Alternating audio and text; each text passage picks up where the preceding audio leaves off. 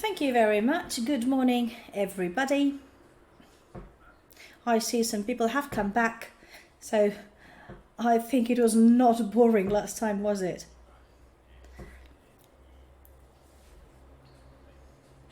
Although I believe that a series of aspects I touched upon last time were already known to some of you, because I spoke about the basics, just to be sure, to make sure that everything was clear. As you might remember, I tried to provide you with some food for thought in order to raise some questions, about what it means to activate communication dynamics, which can involve participation.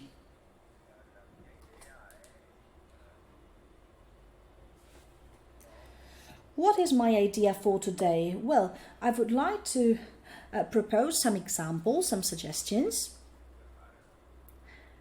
and then leave the last meeting, which will take place in 2 weeks' time, to another topic, which is the analysis of some concrete modalities, some implementation strategies for participation into the decision-making process.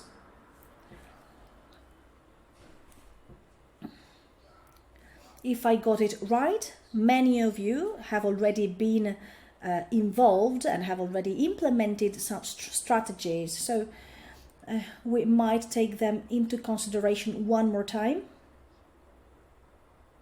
analyzing the different interpretations which are possible.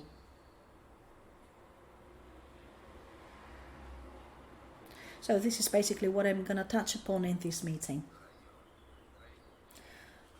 Okay, so let's get back to where we left off last time. And let me just share my screen with you. I cannot find my PowerPoint now.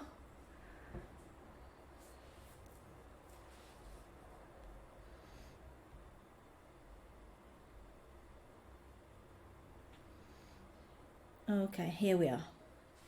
Great.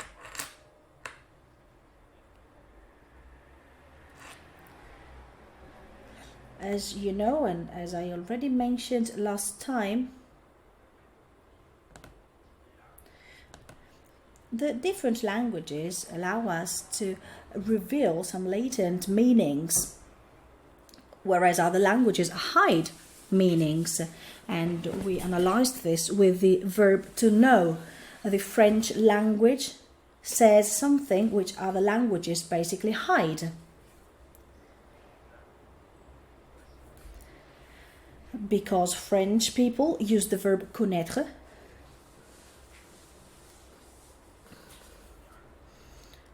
Yes, the screen is blank and it's rightfully so. As I was saying, the verb connaître in French includes another verb, which is naître, and the root is cum, which means together.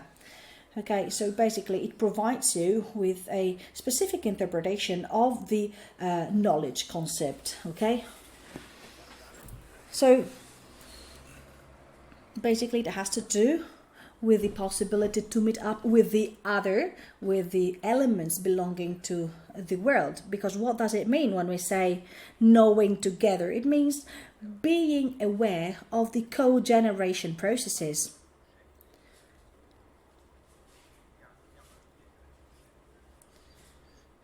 Whereas when we speak about knowledge, we speak about interactions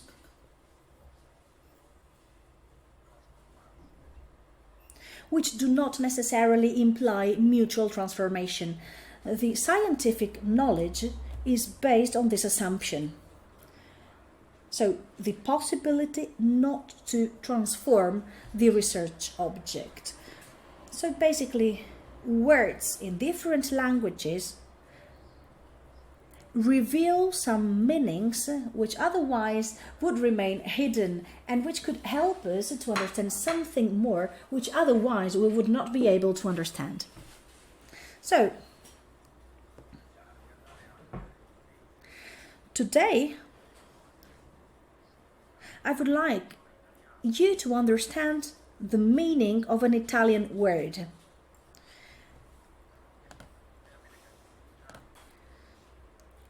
It is a term I already mentioned last time, trying to differentiate it from another word which has similar interpretations. I'm speaking about sense. Sense and meaning. What are we speaking of? We're speaking about interactions, and participation is a type of interaction. Each interaction implicitly or explicitly requires and implements an interpretation. So if there are two social parties,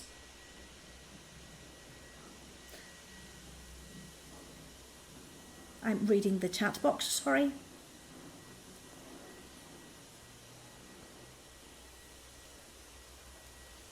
Sorry, I was saying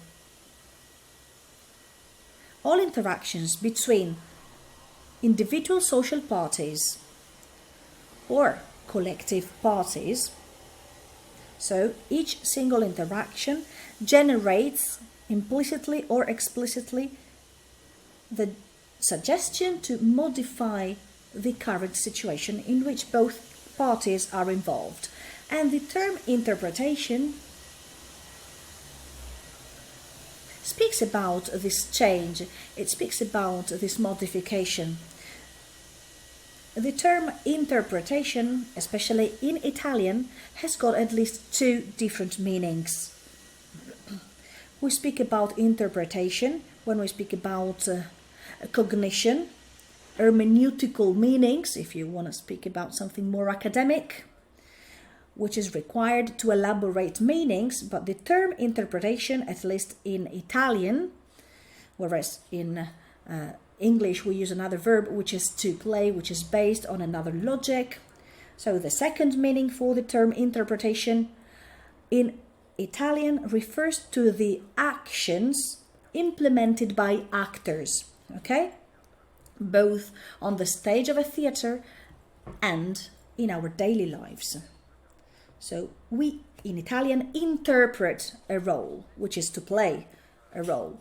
So it refers to a dynamic which involves both cognition and a bodily aspect.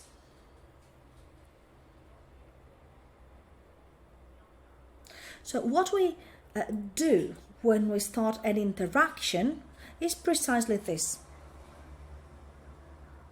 We interpret the meaning, okay? So we create a relationship between two different entities. Let's make an easy example. Two human beings meeting up on the street or in the office or in a company. So let's imagine, for example, a situation involving a buyer and a seller. Well, in that moment, they get in touch, okay? They get closer one to the other. And when they get in touch, two meaning generators get activated. So those of you who do not speak Italian can understand that the word contact has got a hyphen in between, which is contatto in Italian, because in Italian the second part of the word, which is tatto, tact, okay, recalls the senses, okay, which is the touch in English. So once again, the Italian word contatto, contact in English, reveals something. basically it says that a meeting is something which creates a contact between the most sensitive part of our life, which is the touch sense, okay, which is the most used in our lives, which is something we can use with all of our body, not only with our hands. But the term tatto, touch in Italian, has also got another meaning. It also refers to the concept of caring, okay? The concept of caring of another person. So when we've got an interaction, we put in contact two different sensors, two different senses. And we do so because we need to take care of the other person involved. So when there is a meeting, two different sense generators get in contact. The word sense can be interpreted into three different ways. So the term sense recalls cognition, so the processing of cognition, of cognitive interpretation, but it also has a second meaning, which speaks about human sensoriality and the channels, the pathways through which we open up to the world, and we are open up to the world. Because with touch we can feel rough surfaces, we can feel different substances, but also with our ears we can hear different sounds and meanings. But this is something I already mentioned last time. Our culture, the Western culture in particular, focuses mainly on the first meaning of the word sense and meaning, which is the rational dimension, which has to do with the left hemisphere in our brains. On the other hand, if we consider bodily aspects with reference to bodily interactions, are hidden. Norbert Elias, a historian and sociologist, underlined that the civilization process in the Western world went through the limitation of the expression of the bodily expression. So basically control in order to limit body and feelings. In order to control aggression and aggressivity in the first place. But in order to control that, we put on a second plane, on a second level, everything that has to do with emotions. But the word sense in Italian, it evokes both aspects. On the other hand, in English, these both meanings are cancelled, because in English we use two different words, which is sense and meaning. And of course, the Western civilization, starting from humanism, moved upwards to the central part of Europe and Northern Europe, and these two meanings basically got separated. But there is also a third aspect to this word, which is hidden in the word senso in Italian, which has to do with direction. In Italian, we use senso, okay, to speak about direction, the direction in which someone is going. So in the word senso, sense meaning direction, we've got three meanings, three possible meanings.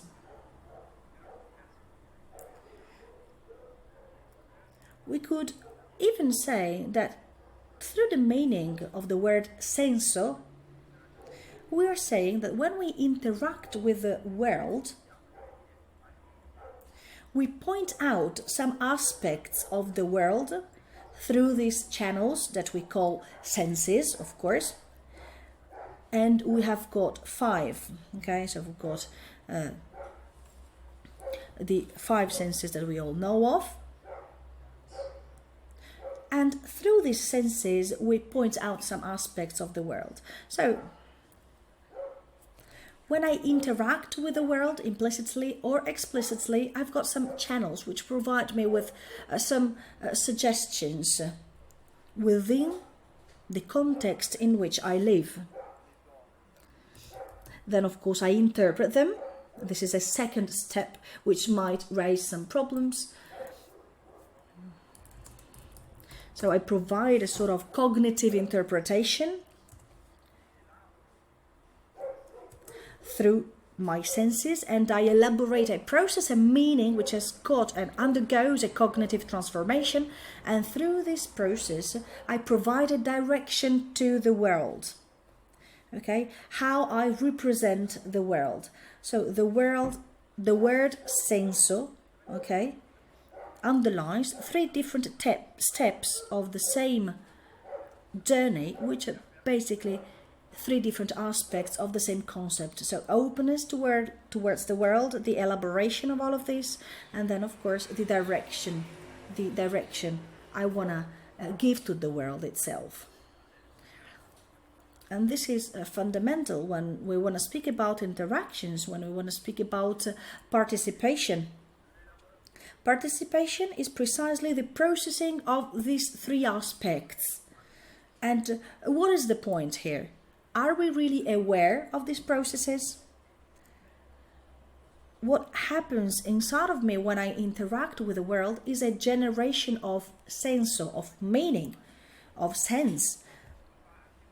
But basically, if I do that, the interlocutor will do that as well. So it is a meeting between 2 different sense generators, meaning generators.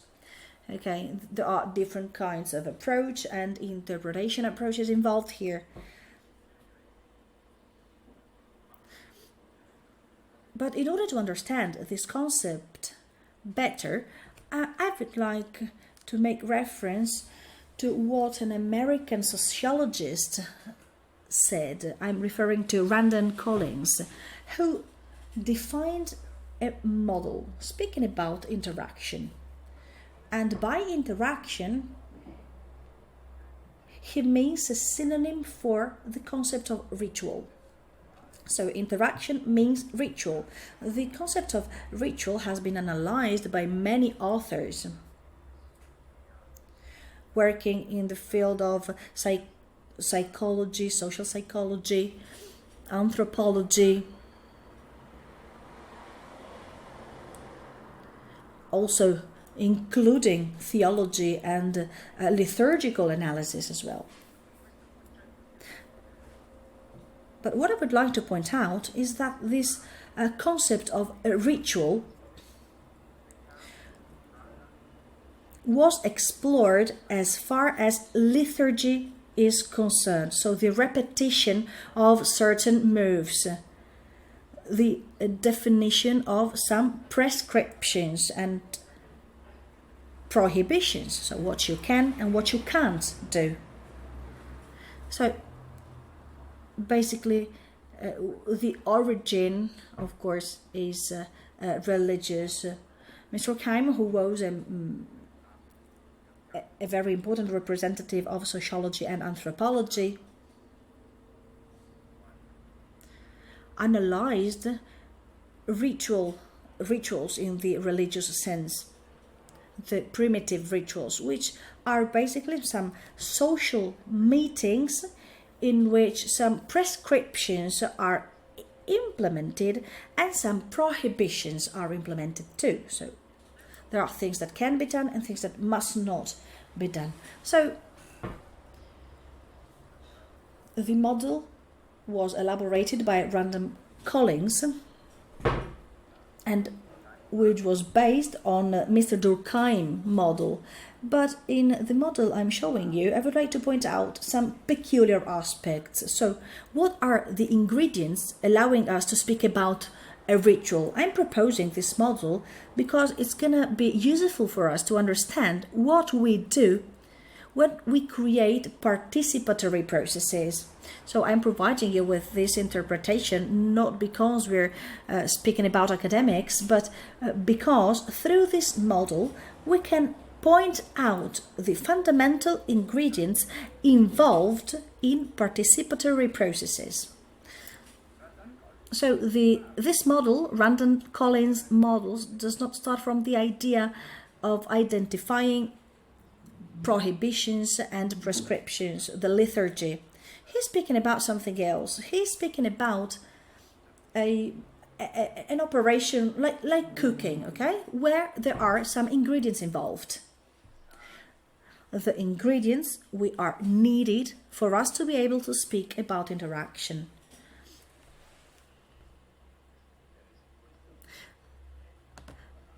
The first ingredient is this one, which is rooted in a history before the mass media and before IT related technology. Last time we spoke about the 3 types of interaction in the Thompson model. So the face-to-face interaction, the almost interaction, and mediated interaction, right? In Collins' model, ritual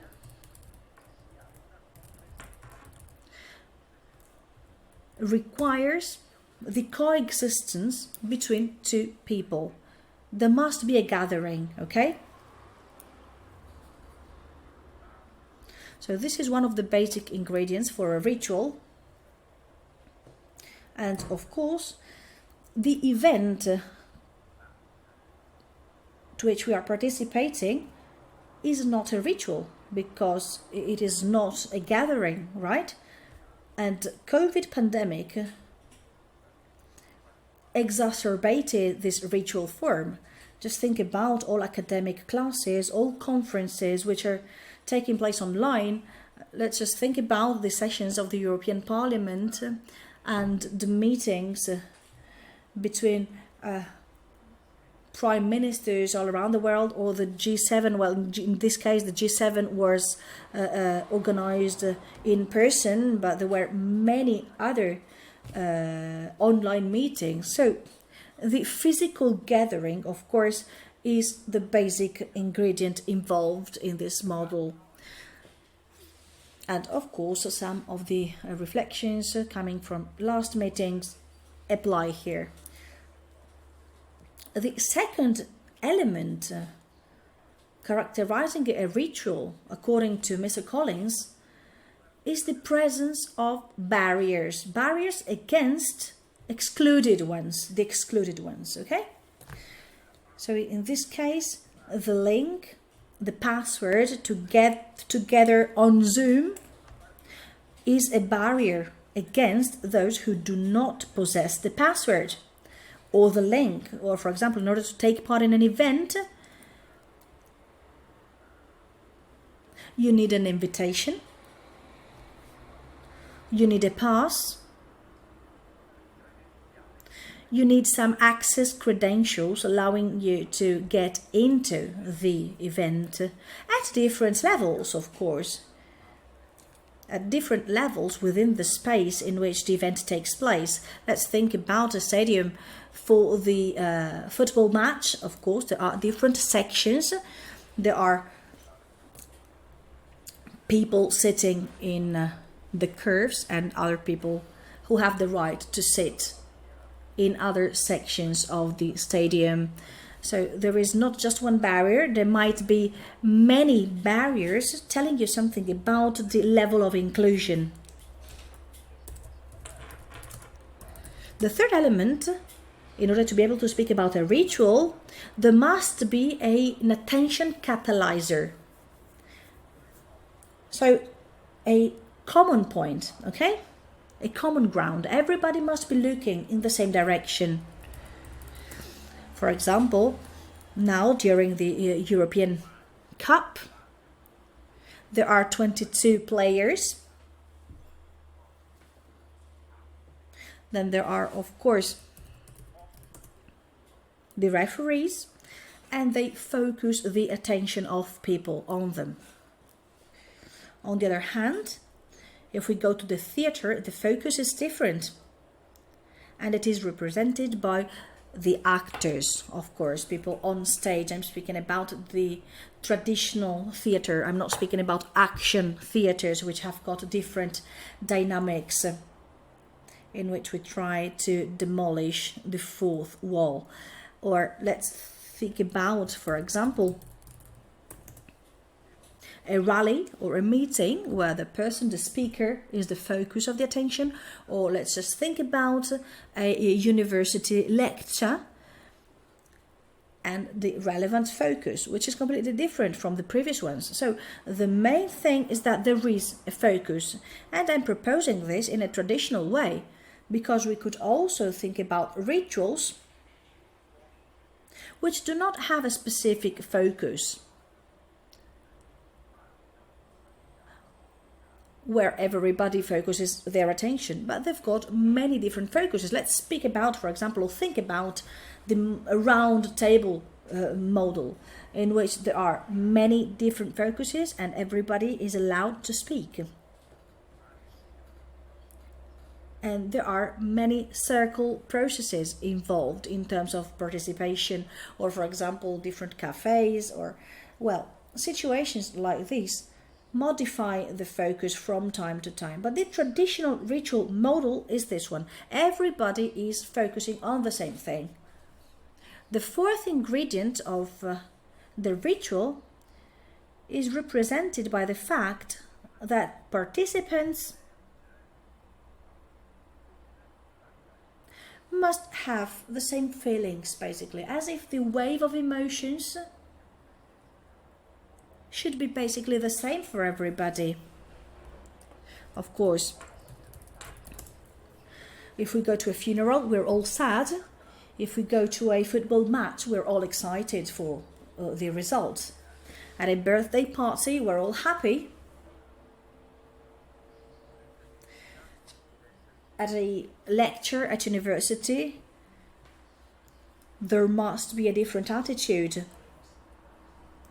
There must be a sort of detached style.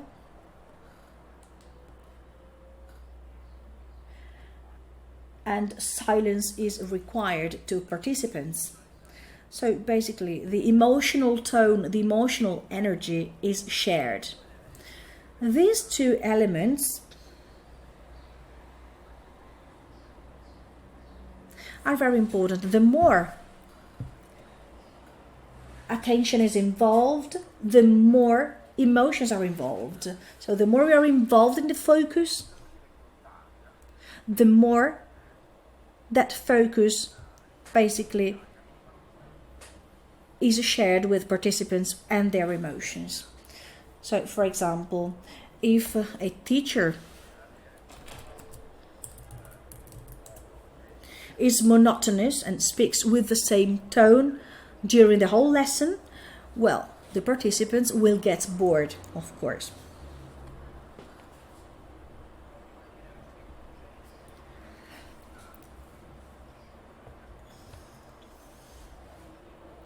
And then I have to focus on the tone of the speaker. The better the tone,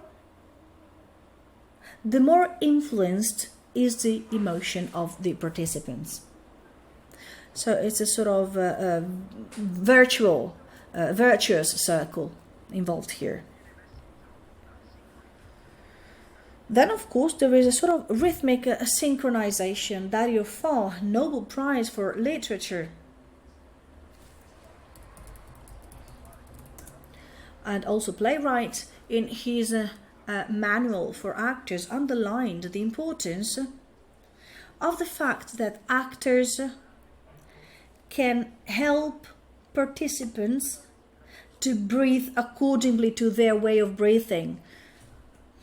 So the breathing of participants and actors is synchronized, and if this happens, the playwright is working properly.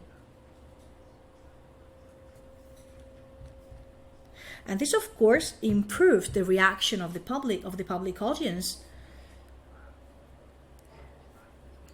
On the other hand, if the participants are moving on the chair, they are sneezing, or they talk to their the person sitting next to them, well, this means that the playwright is not working properly, and that, of course, the attention is not properly directed. So if all of this is working properly, we've got a sort of collective excitement, which can be more or less intense. For example, the excitement in a metal concert is very high.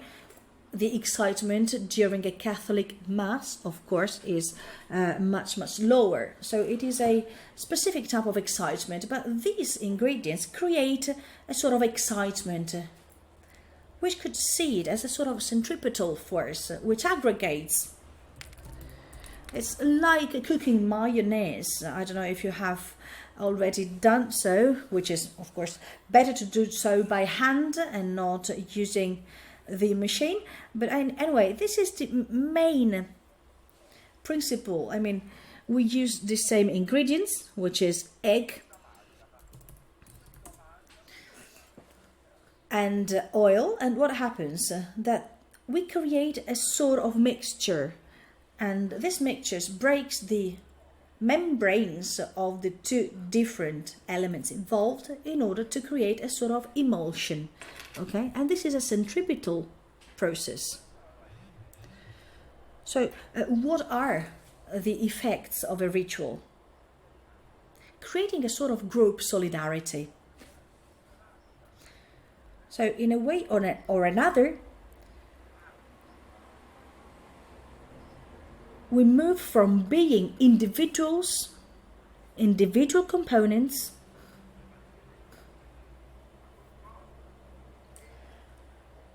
each of course represented by their own bodies, towards something more complex. It's just like moving from I to we, and we create something which basically creates a relationship between all the parties involved. And what is the effect? On the one hand, emotions are shared. The group has got a specific dynamic, and this emotional dynamic becomes part of each single individual, and it becomes a feature of each single individual. If you ever took part in a music concert, a pop one, a rock one, or a classic music one, it doesn't matter. After participating in an event like this, or let's say a ritual that we call concert, in the following days, you go back and listen to the same music genre, or maybe you go and buy the CD. Well, nowadays we don't buy CDs any longer. But anyway, you try to repeat the same actions in order to experiment and live the same emotions that you lived during the ritual. So the same excitement that you experienced during the ritual becomes part of each single participant. Now we could speak about how this emotional energy is distributed among participants, but we will see it later on. Well, or maybe we can say something now. The attention focus, or the elements connected to the focus, the objects or people which are connected to the attention focus, become symbols of this social relationship. They become a sort of sacred objects of that group which met up in order to make the ritual. And the sacred object becomes something which identifies the us concept. So let's think about a flag during a conflict, during a war, which is planted where the territory has been conquered. So those pieces of fabric are just pieces of colorful fabric, but when we see them in a flag, we recognize the meaning. So we recognize that those elements refer to a specific collectivity. We interpret them, we attach a meaning to them, which has something to do with we, with us. So these are sacred elements. And when we take part in a ritual, these symbols, which refer to collective participation, become the collective focus. And we systematically contribute to giving new interpretations to this symbol, giving life to it, and recognizing it. But only when participation is shared can we keep these symbols alive. There are some symbols of different sport groups or political parties or different religions or countries which have disappeared. Why? Because the veneration by the participant is gone. What does that mean? That the participants are no longer celebrating, they are no longer sharing their emotions with those symbols. The emotion, the energy is no longer transferred onto the symbols. And basically, symbols are representatives of us as long as us exists. But that symbol is generated and regenerated by the ritual itself. And it also feeds the participants. According to Mr. Collins, this generates some moral standards. And here, liturgy and prescription elements and prohibitions become important. So this is very important for the daily life of people who took part in the ritual, because the symbol is saying what is and what are the elements in which the group gets recognized, what are the elements that the group is expecting from the participants to the ritual, not only during the ritual, but also after, outside the ritual. And the element that this scholar underlines is that rituals are connected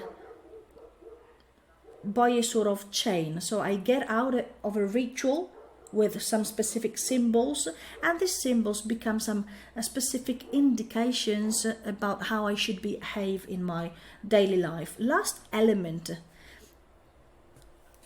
which Collins underlines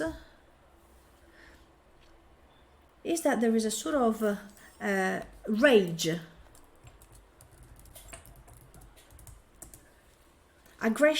aggressiveness towards those who do not comply with the ritual. So those who do not comply or break the rules of the ritual become targets for aggression.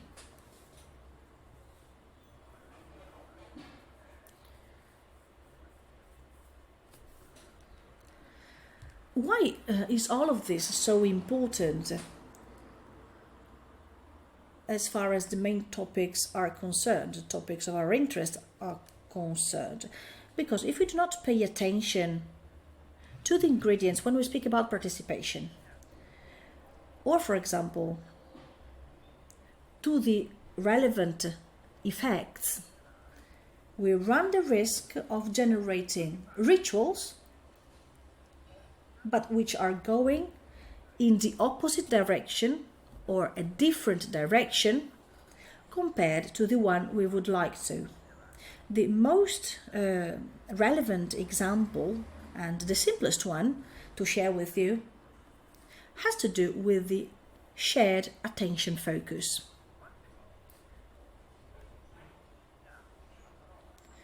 How many times do we use the word participation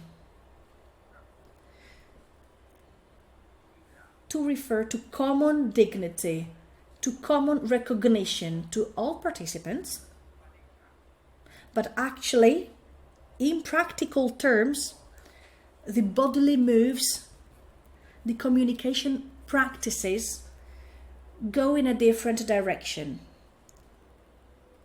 they do not generate inclusive focuses showing common participation. So we often use the term participation to refer to something which speaks about equality, but actually in real life, in practical terms, we behave in a completely different way. This happens, doesn't it? Let's make an example. We meet up in order to face a problem, to discuss a problem, okay?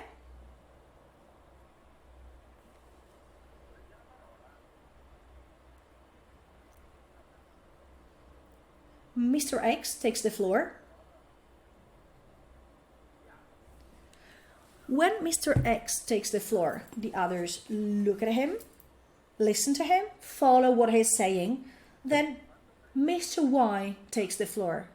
When this happens, the others follow him, listen to what he's saying, look at him, wait for his pauses.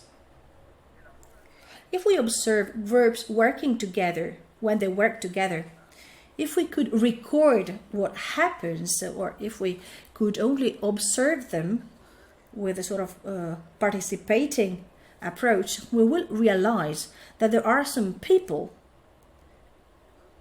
who are more listened to than others. If a person is speaking, everybody is listening. If another person is speaking, nobody is taking care of them. This is what happens. I mean, it's a completely different situation. They are not taken care of as much as the first person, for example. So we speak about participation. We use the word participation to speak about something which in theory should generate equality, but actually in some cases some people are more equal than others without being aware of this. And this is a feature characterizing daily life of all rituals. And this is something which was studied in schools, for example. So how teachers during the first days look for clues in order to understand who the students are, and in order to identify the students with the criteria matching teacher criteria, and this criteria might include, of course, the best ones, those who follow the lessons better, etc. And once teachers have identified some students as the most suitable one for the lesson, so the best ones in class, teachers will automatically provide positive feedbacks to these people, look more to these students, will assess positively their contributions, whereas those who have been labeled as inadequate or less good will be looked at less, and when they intervene, what they say will not be taken as much into consideration. So this element concerning the attention focus is crucial. When the chair is speaking, where an important person is speaking, we tend to follow better, to listen to him or her better, and the content is considered more important than what other people have said. Let's think about a company, for example. There is a sort of hierarchy, right? So people in the top ranks, of course, say something which is considered more important, whereas people in the lower ranks are not considered as much as the chair or the top management. I mean, the lower ranks do participate, but in a passive way. So the focus thing is crucial. But this, of course, goes beyond statements and intentions, and it has to do with the awareness of our communication, our bodily communication. Am I looking at the person who's talking, or am I just hearing what he's saying? What kind of signal am I launching in terms of importance I attach to the interlocutor? So if it is true what I was saying at the end of last meeting, that basically I was saying that we do not know our communication practices. We do not feel at ease when we see our recordings. Well, it means that basically we are communication illiterate. We are illiterate about attention focuses. We do not know what it works. We've got scarce attention.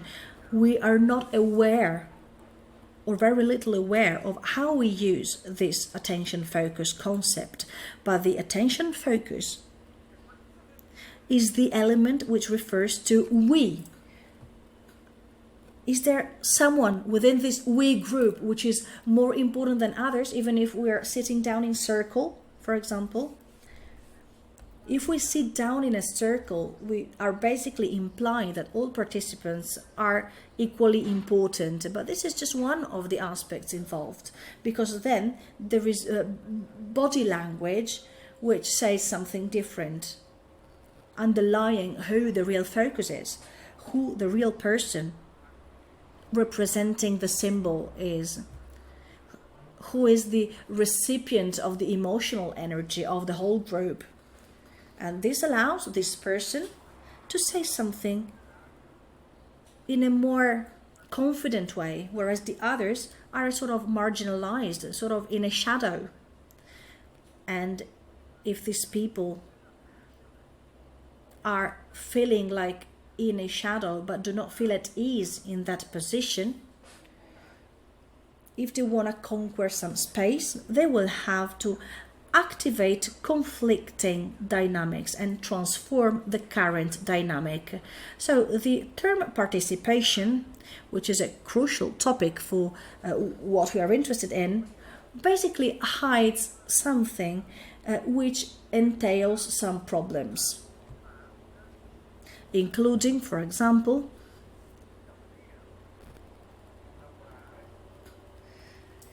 the importance of working on the features of each single individual willing to take part in the rituals and in ritual generation.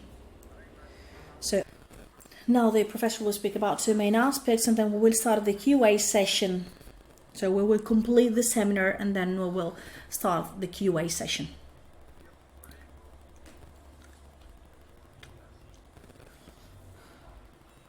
I just wanted to sum up what I already said. So the social ritual proposed by Mr. Collins is defined as follows. It's a sort of machine generating energy. I do not like this type of definition, because the idea of speaking about a gathering between human beings as a sort of machine is not something I like, nor I like the idea that it produces energy. On the other hand, we could consider it as a sort of social occasion based on the coexistence of different bodies, which channels and transforms emotional energy. So basically people come together with their emotions, which are something that moves and transforms the situation. So it is a sort of convergence, aggregation in a specific space and time, which is shared in the traditional model and transforms the emotional energy involved.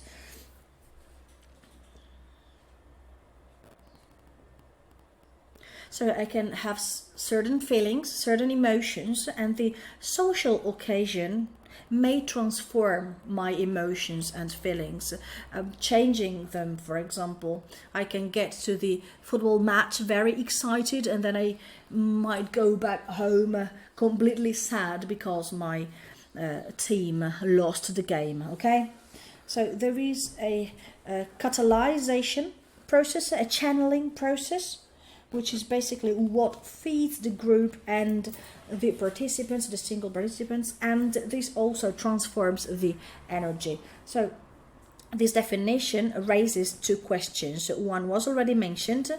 So can we speak about a ritual only when the actors involved are face to face, or can we speak about a ritual also when we speak about remote interaction or almost interactions or mediated interactions? So this is a topic on which we can discuss. And the second question is the ritual connected to a liturgy which states what can be done and must be done, okay, and prohibits what must not be done? Let's, for example, think about the Ten Commandments, which say what can and can't be done, or for example, the law case and the legislation, which says what can be done and what can't be done. So we should wonder if the social ritual happens only through prescriptions and prohibitions. The government models tells us that we can go beyond this.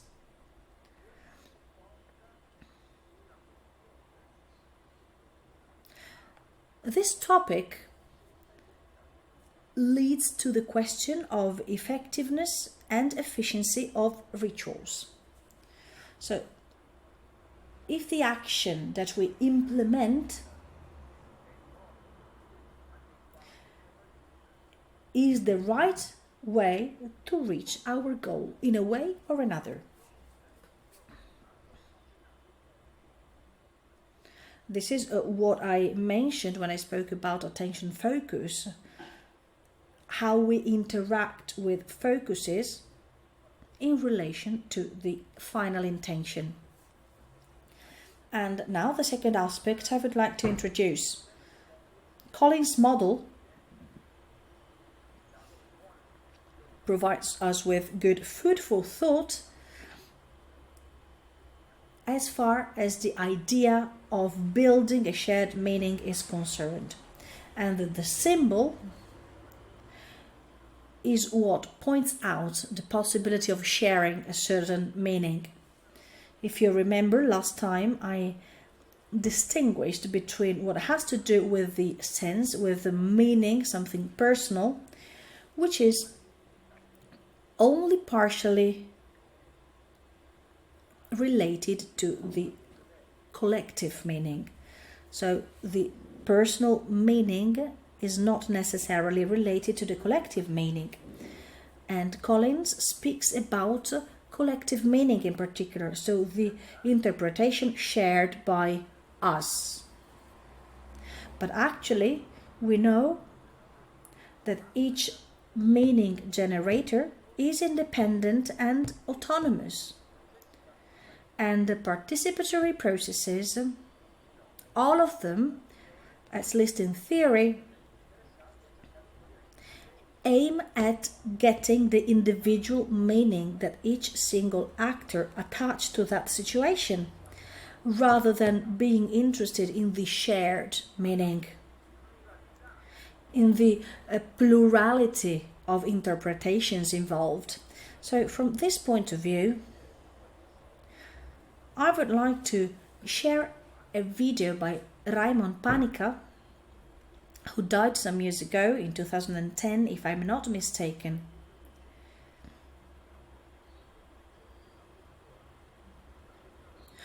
Which touches upon a crucial aspect in this respect. So I'm gonna share the screen, so it is in English with Italian subtitles, so it's gonna be quite easy.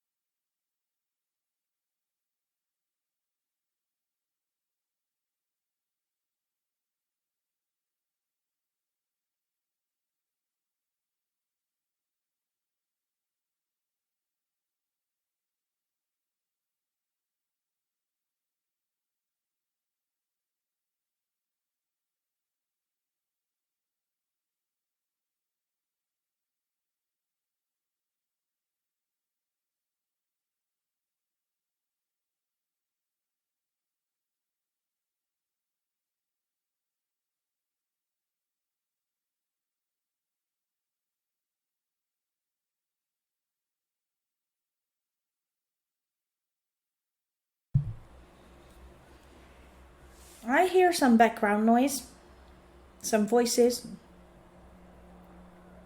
Well,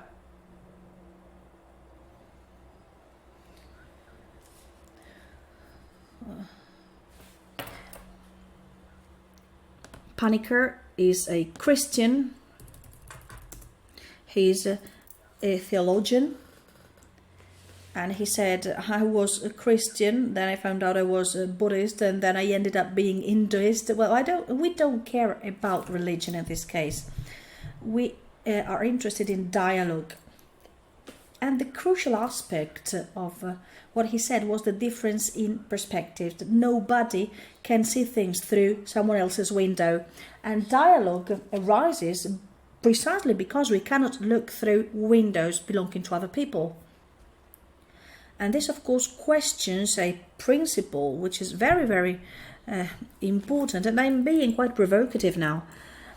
And this is something that contemporary life gives for granted. And it's the relevance of empathy, by which I mean wearing other people's shoes. Okay? So this idea of dialogue says something completely different. Says it is not possible to be empathic. So the drive towards the other people is very nice and interesting, but this means a drive towards listening to the other. But of course, you will never be able to look through their window. And I'm sorry that Victor is no longer with us. Yes, Victor is still connected. Last time he asked a question about a-duality, and this is a way we can use to speak about a-duality. So I would stop here. If you've got suggestions, questions, comments or remarks, I am here and ready to answer all of your doubts. If not, I will use the document of questions and answers I received yesterday. So the floor is yours. I don't see Luca. Yes, Luca's here.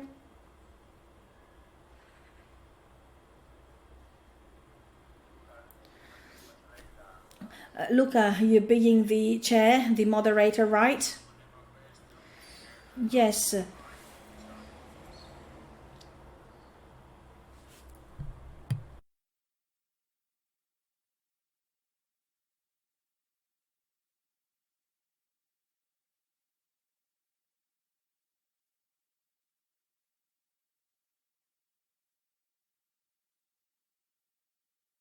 If you've got any questions, feel free to ask or write them in the chat box.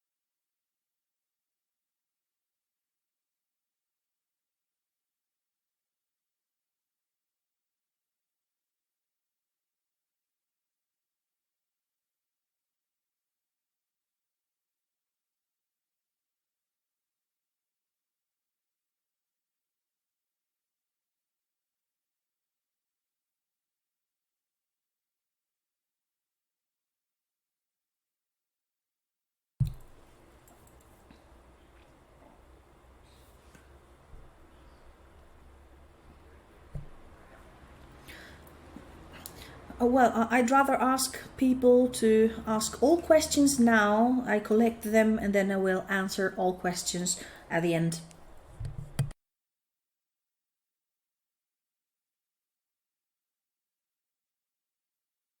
Luca and Francesca, you're also allowed to ask questions.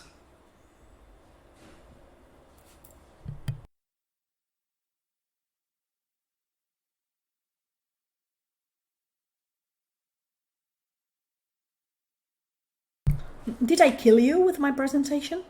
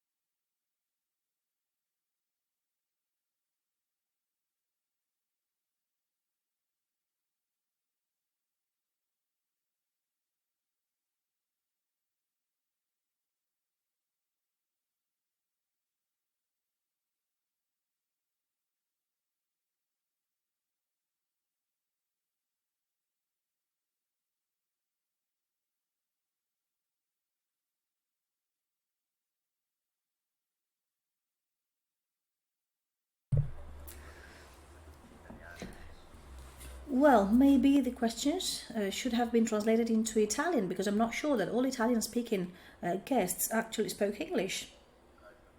Luca and Francesca, what do you say? The interpreter was not instructed to translate into Italian.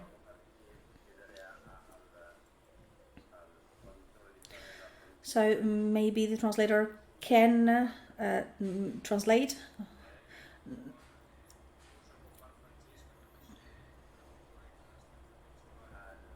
Francesca can maybe sum up the two questions, because the translator is in a different room, but Francesca is not listening to us. She's not hearing us.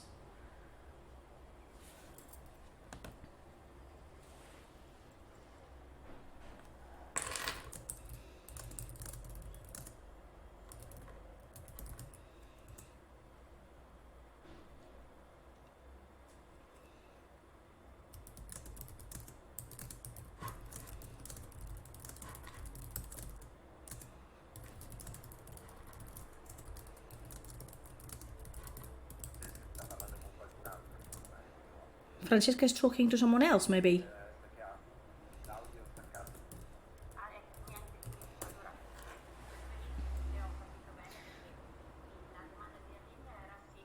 Okay, the first question had to do with setting roles in advance, a sort of schedule, agenda, roles for the communication to be effective. And Joelle was saying, yes, I agree with Herlinde, but then what happens with unexpected events? So these were the two questions we received, if I got it right.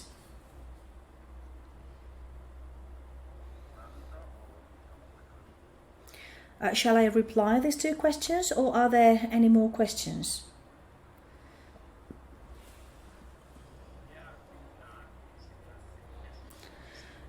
Well, I've got a remark on the attention focus. On the last event, we spoke about the involvement of stakeholders, information, communication, and I think that the attention focus is what really allows us to understand if this information and this participation was implemented in advance.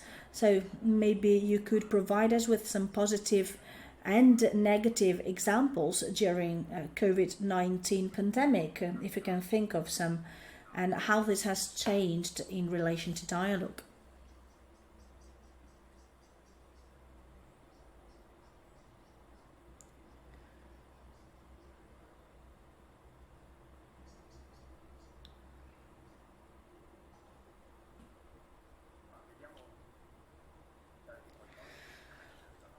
Okay, I'll answer the first questions now, and then we will see if more are coming later.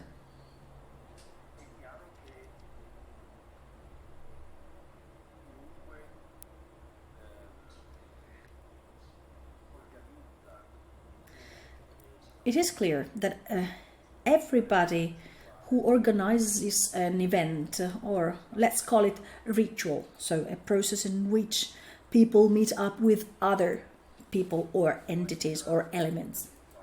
Okay, so everyone who organizes a ritual can take part in the ritual, of course, considering a sort of liturgy, by which I mean a series of default measures and moves, prescriptions and prohibitions. So basically an advanced planning. On the one hand, there is the attempt by the ritual organizer to plan the meeting, prescribing and prohibiting everything. So rituals which are based on a strong on a strong liturgy have got this feature. We can also say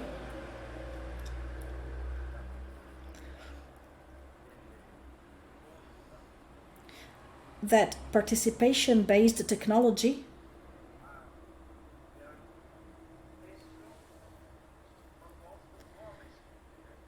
often posed new challenges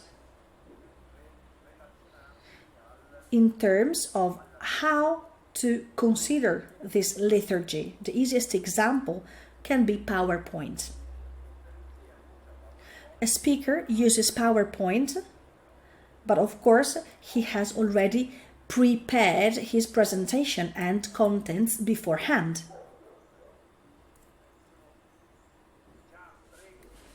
So the title has already been defined, the schedule has already been defined, we already know the schedule, who is talking when, and the contents are defined in advance as well. So here we've got a sort of attempt to control the dynamic. All liturgic dynamics, prescriptions and prohibitions aim at controlling the situation.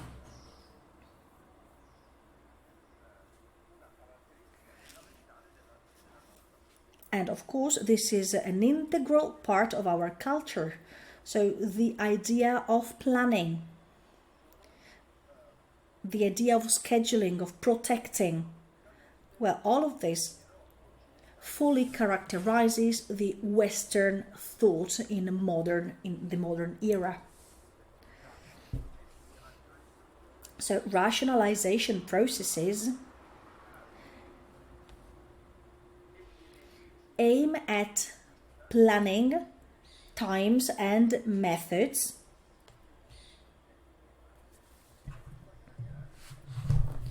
but however the IT dimension exacerbated it.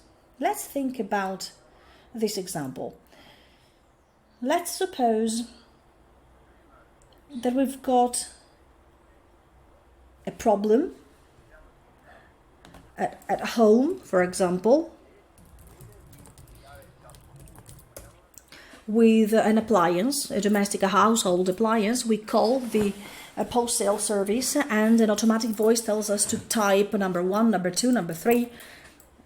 So we've got an automatic voice telling us what to do. Whereas in the past, we used to talk with a human being, with a person, helping us also in case of questions we had.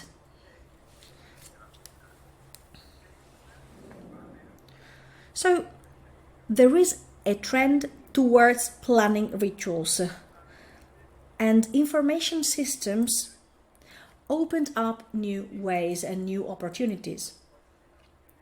And COVID-19 exacerbated this situation even more. However, there are also opposite dynamics. For example, the importance we all attach to IT, to web, to internet as a sort of democratization process refers to the opposite trend. So basically, it is basically as if we were always halfway between a trend towards planning and controlling and another trend aiming at letting things be.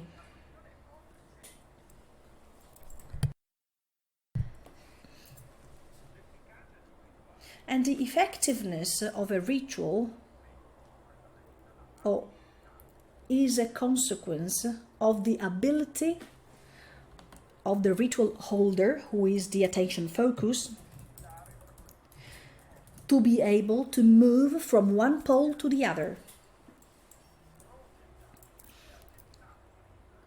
So from what has already been identified in advance and the ability to handle unexpected events, unexpected moves.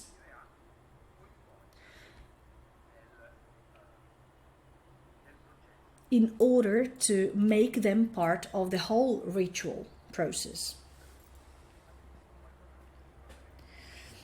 So let me just tell you something which we'll speak about next time. And I'm referring to a crucial term, which is the term responsibility. Responsibility is a skill, is a specific skill. It is the ability to provide an answer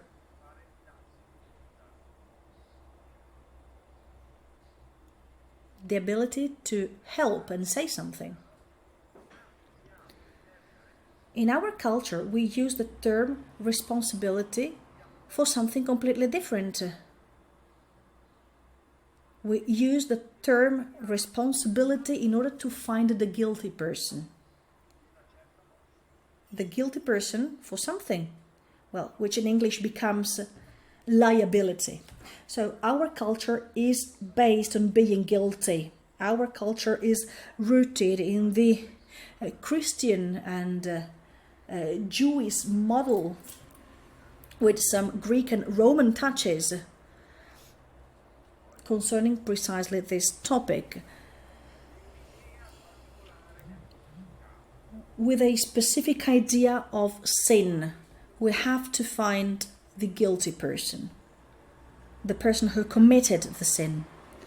So the actions of the master of ceremonies, of ritual organizers, of course, go into this direction to avoid being considered guilty. If we considered the concept of responsibility in the right way, our culture would be completely different from the one we have, which is based on guilt. So it would mean building, let's say, some sorts of gyms in which people covering top management positions or high responsibility roles will have to train their ability to provide answers, to help, to say something. These special gyms would serve this purpose. But unfortunately, we do not have this sort of gyms, virtual gyms, because rituals are based on the idea of teaching, not training the ability to provide an answer. So including the idea of becoming a sort of container for procedures, prescriptions, good practices, prohibitions, telling you what you have to do and what you must not do. But this is completely different from having the ability of providing answers, complying, or executing tasks which were defined in previous rituals. Procedures allow you to control the situation, to plan it in advance. The ability to provide answer requires training, requires you to be able to dance, as Beckson used to say, to dance in that specific context. Do you remember that there are some manuals speaking about dance moves, telling you what moves to do in order to dance? That is not dance, that is grammar. Dance is a dynamic, the dynamic which is put in place by two bodies or more bodies moving together and dancing together, helping each other in the process. So in this case, and in this respect, of course, I would say that we need special gyms allowing us to become aware of how to be able to provide answers. And how we do that in concrete terms. Even before asking ourselves how we should do that, we should become aware of how all of us, in concrete terms, can provide answer, help others. Acknowledging the situation, awareness is related to the concept of realizing. So realizing how things are. So this is the first step, not the teaching. So the question of planning is a reasonable response, of course, and understandable. But actually, it reinforces the pole of prescribing and prohibiting, and not the opposite one, based on the idea of generating meaning together. Because the word consensus means generating senses, meaning together. Con is cum, Latin, together. Sensum is meaning, generating meaning together, which is different from the idea of distributing one single meaning which has to apply to everybody. So, from this point of view, and in this perspective, unexpected events are not really accidents.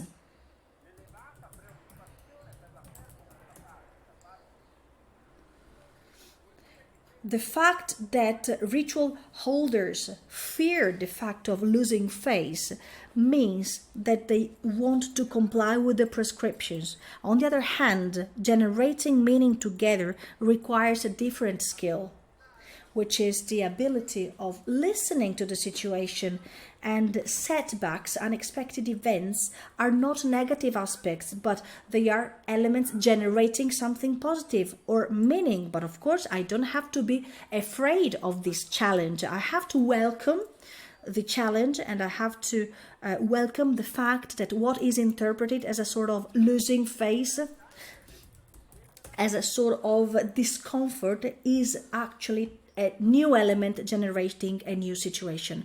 And if our objective is listening to the other and understanding the meaning that the other gives, attaches to life within a decision-making process or within a project on how to manage, for example, parks in a city, well, this feeling of disorientation coming from the meaning given by other people is not a negative element. It is something which generates something new. Of course, it can disorientate us, it can bewilder us, it can leave us speechless, but that is a generating element which creates new life. The other one is just an accumulation of information. So is doing this difficult? Yes. Does it require an effort? Absolutely, yes. But if we really want to analyze the idea of participation without one single focus, okay, we have to do that. Of course, we define objectives, methods, etc. But if we want to do something different, and if we take the challenge of participation where everybody is equal, the idea of taking part all together, I believe that we have to work on the ability of ceremony holders, of speakers. It is like saying, let me just make this example, before thinking about the other who has to take part, let's think about ourselves who have to organize this participation. Let's train this sensitivity in order to allow other people to take part in the ritual. It is quite complex, but this is what we have to do. If I am a facilitator, for example, if I am the leader of a round table, when I coordinate a meeting and I invite different actors to say their opinion, what do I move? Am I aware of what I am doing, of what moves I am doing? We have to work on this. And well, not necessarily before, but during the process, because we will never be fully aware of this. But there is a very important work to carry out here. While we focus on the other, while we listen to the other, we have to learn how to listen to ourselves, to realize how we move, what we do. Whereas, if I'm not mistaken, so far in all procedures that everybody usually implements trying to let others participate, well, we focus outside. Our focus is outside, not inside. Like if we were looking at the world outside ourselves, thinking, well, we have to make them participate, But for them to be able to participate, we also have to listen to ourselves, not only to them. So it's a sort of a twofold listening process.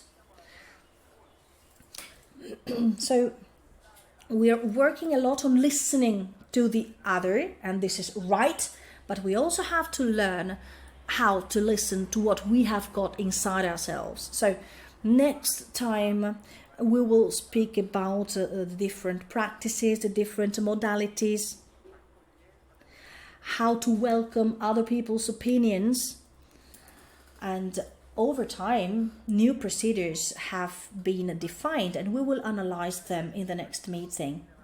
But I think that it is equally important to focus on how the facilitator behaves. We give it for granted that when we give the possibility to others to speak, this happens. And there is something we can do together with the others in order to train this skill.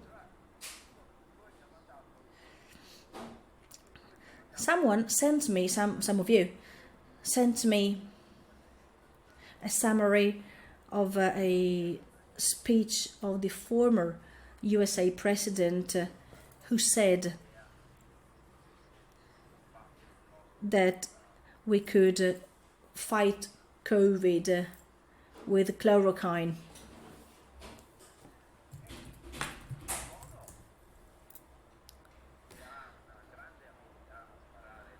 And well, the man is very good at saying absurd things, and this creates a feeling of discomfort to people around him. So this episode spoke about the discomfort caused in his collaborators and people listening to him saying that chloroquine could be used in order to fight COVID. But I mean, beyond the situation, it is evident that this man can always provide answers, whatever happens. He can be in any situation of any kind. He will keep up face in any situation without losing it. Well, it is clear that this was possible also because he was the only attention focus, so he could say whatever he liked, basically. So irrespective of, beyond this specific case, which is a very problematic case, I would like to underline that he has got a skill that he trained. It is a skill based on closing rather than opening up towards the other, but he's always able to recover his face. But of course, it's not just a question of losing or recovering face, you know. But what he does is basically not being worried about losing face. I don't know if I replied to your questions. I tried to provide a reinterpretation of what you asked, but I'm not really sure if I replied properly to what you asked. Tell me what to do now. Francesca, Luca, you are the chairs. What should I do now?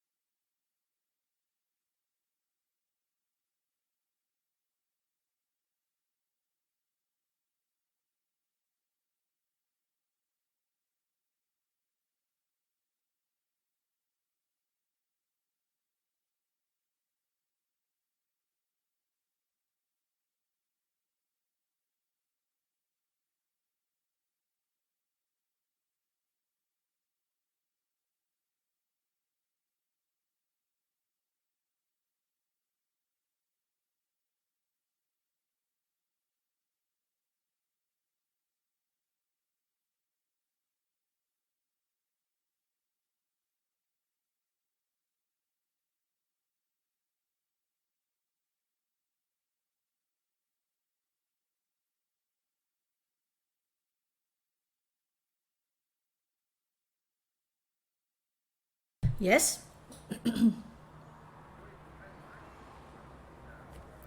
We could also keep on using the word ritual, the concept of ritual, because in Collins' model, there is the idea of channeling everything towards one single focus. But we have to take into account also the idea of many different focuses. And in this case, yes, we can speak about rituals. But rituals which are not based on prohibitions and prescriptions, but on a different type of effectiveness, which distributes emotional energy all around, which is not channeled towards one single symbol, but on a plurality of different symbols. But this requires attention from the participants, a sensitivity and an ability of participants. Not only participants, but also the coordinators of the ritual. But this requires a specific training which allows us to go out of our tradition. It makes us make a leap forward, which means going out of the culture based on guilt, so identifying someone to blame for not following the rules as they were set, towards a culture based on responsibility, but in the real meaning of responsibility. So how we all help each other in the context.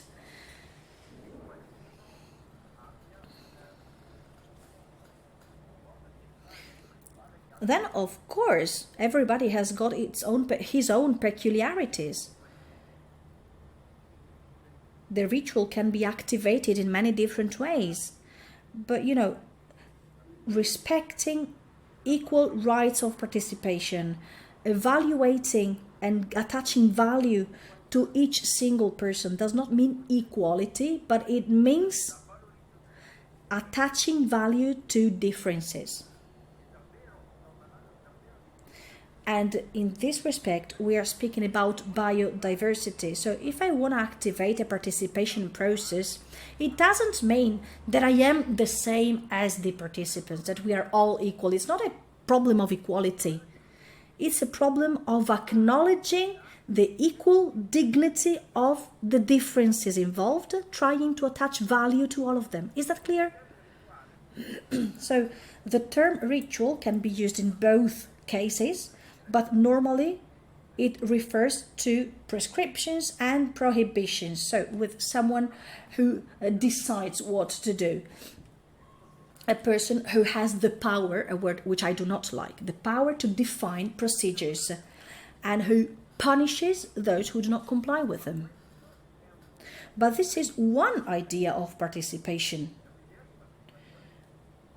It's the idea of passive participation, in which participants bring their own emotional energy towards that symbol who is basically eating all energy for himself. He's a sort of a vampire sucking all energy brought by all the participants, whereas it can be a multiplier. The ritual can be a multiplier. But in order to be multiplier, we need to train a style which is based on providing answer, helping each other. Did I manage to provide you with a different interpretation of the concept?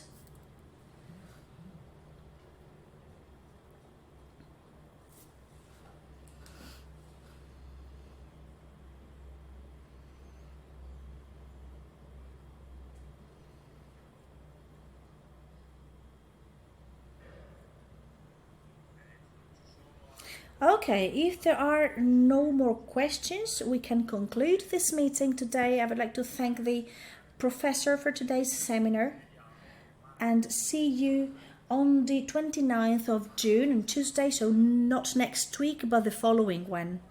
So in 2 weeks' time. Thank